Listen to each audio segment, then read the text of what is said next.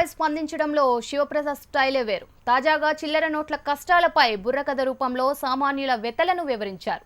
ప్రధాని మోదీ తీసుకున్న నిర్ణయం కరెక్టేనా, అమలు చేయడంలో లోపాలున్నాయని, దానికి సామాన్యులు బలవుతున్నారని అన్నారు.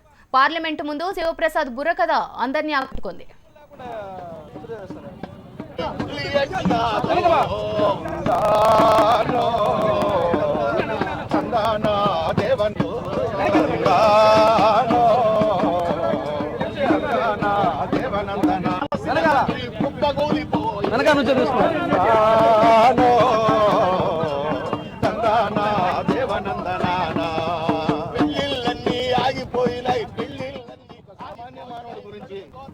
ఒక బిడ్డ కోసం బాధపడుతున్నాడు, ఒక తండ్రి కోసం కొడుకు బాధపడుతున్నాడు, ఒక చెల్లి కోసం అన్న బాధపడుతున్నాడు.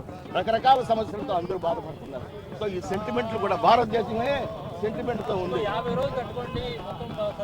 ఆ తర్వాత అందరూ చచ్చిపోతారు సార్. ఇప్పటికి 57 మంది చచ్చిపోయారని చెప్పి లెక్క.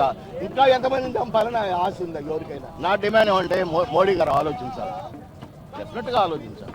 ఆయన మంచి పని చేయాలని అనుకున్నట్టు ఇప్పుడు మైకులు పెట్టారు, నేను కూడా మాట చెప్పాలి. కాబట్టి ఆయన మంచి పని చేయాలనుకున్నారు, దెబ్బ వేరే వాళ్ళకి తగిలింది. కాబట్టి దీన్ని సరిచేయాలని చెప్పి మనస్ఫూర్తిగా ఒక కళాకారుడిగా కోరుకుంటున్నాను.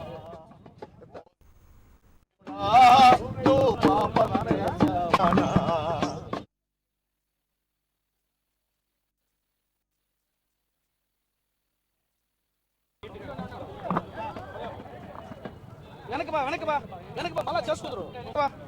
ఒక ఫుల్ లెంత్ విజువల్ కూడా లేకుండా